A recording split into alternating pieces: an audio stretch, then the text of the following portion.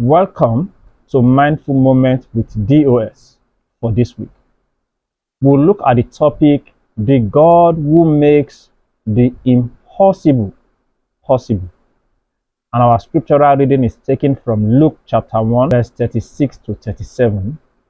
And it says, "And now your cousin Elizabeth has also conceived a son in her old age.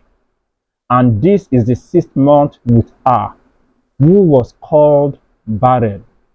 For with God, nothing can be impossible." Now, this is a passage that speaks to how the angel of the Lord appeared to Mary, the mother of Jesus, telling her that the Holy Spirit will come upon her and the power of the Most High will overshadow her. And to give a reference, a context to what is happening, the angel had to tell her that even her cousin, Elizabeth, an old woman, somebody who has been tagged barren, is also pregnant with a son in her old age. And it is not just starting, it is already the 6th month, to show to her that this will truly come to pass. She said, "Elizabeth, your cousin, who was called barren, I don't know your situation. I don't know the conclusion that men are giving on your case. It may be about your career. They may say you passed the age that you can get a good job in the country that you live in. But I'd like to tell you that we have a God who specializes in making the impossible possible. They may say you pass this age that you can give birth naturally, that you cannot even conceive again by virtue of medical conditions. And the fact is that from medical research, all indications show that you cannot give birth, you cannot even conceive. And that's the fact about medical research. But the truth is that there's nothing difficult for God to do. God is your creator. God is our creator. There's nothing he cannot do about our case. As a matter of fact, God specializes in turning around difficult and impossible situations.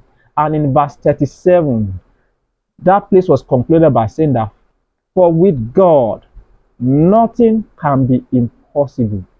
Impossibilities only occur in the dictionaries of men. But as far as God is concerned, there is no impossibility. Meaning that it is not difficult for God to enable an elderly woman called barren or a virgin to conceive and bear children. The woman who was called barren, God enabled her to conceive. Mary, who was a virgin, God also enabled her. Without medical research, anything medical inclined, God made her, enable her to conceive and give birth. What men call miracles are to God as easy and natural as anything he does. We call them miracles. It is natural to God. It is God's way of life. What we call impossible is God's way of life to make things occur naturally.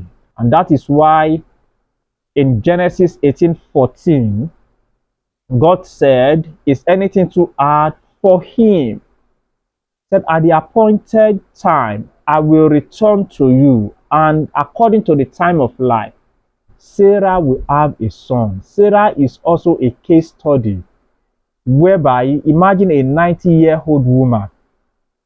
She has given up on herself. Her husband has given up on her. Every other person has given up. But when God appeared to Abraham, his faith was activated. And God said, "Don't worry, it won't take long." According to the time of life, I'm sure you know it takes 9 months for a woman to conceive and bring forth. He said, From this time to that time, Sarah, your wife, you will be surprised. She will have her own son. This season, God will turn up for you.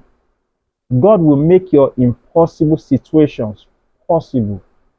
God will turn things around for you. You also will laugh.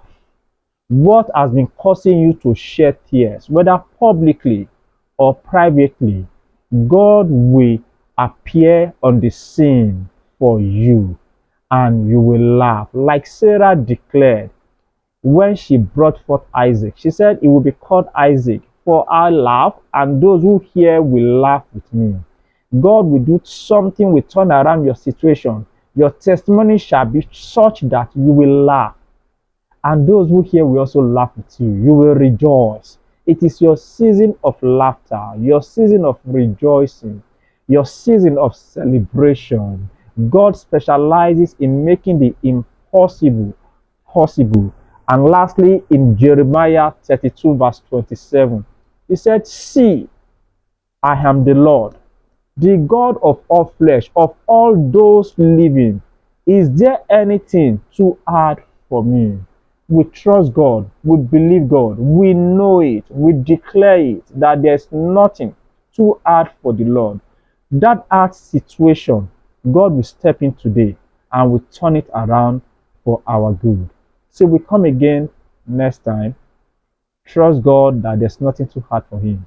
It will make your impossible situation possible. God bless.